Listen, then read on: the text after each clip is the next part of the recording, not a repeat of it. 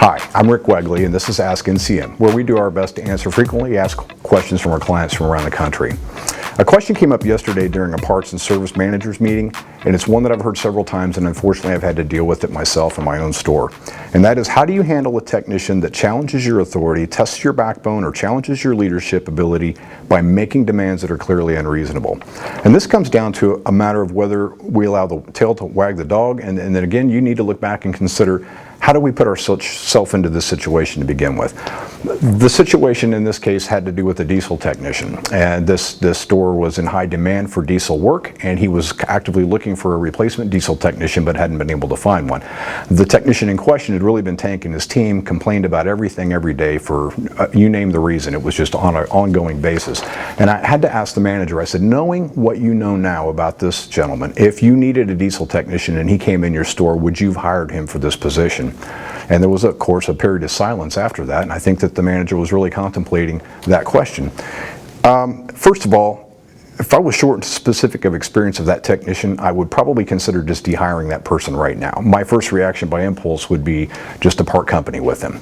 My second and more thoughtful reaction, though, would be to turn the tables on this employee and maybe make them think a little bit more inwardly about the response that I will give them. I want to take an opportunity to press the reset button. So what I was able to do in my store was I had a technician with a similar type of an attitude problem. He had some skills, he had some experience, but he had a definite attitude problem. And I was able to take him aside and say, look, I'm going to have you take the rest of the day off without pay, and I want you to go home and I want you to think about your future with the company and what your job means to you and where you think we can move forward from this. And tomorrow morning I want you to come into my office at 7:45, and what we're going to do is we're going to sit down and we're going to have a talk about your future career opportunities with this organization. That technician kind of really looked shocked when I told him that. He didn't quite know what to do. He could have just quit. He could have become very defensive, but you know, he really kind of hit the reset button with him. That technician actually went home that evening, I presume. I don't know what he did the afternoon, but he came back into my office the next morning and sat down, and we had a really good conversation. We spoke man to man about what his future opportunities were with the store. We discussed openly what I had determined to be obviously an attitude problem, and you know, a negative attitude problem that was tanking the team, and we set some clear objectives on expectations for what kind of attitude and what kind of production we expected out of him moving forward.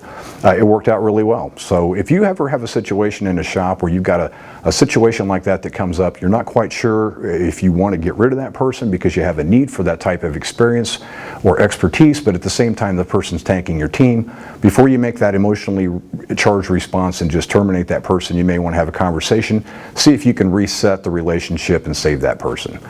Thanks for watching today's edition of Ask NCM. And if you have a question that you'd like to have addressed on a future episode of Ask NCM, please email your request to askncm@ncmassociates.com.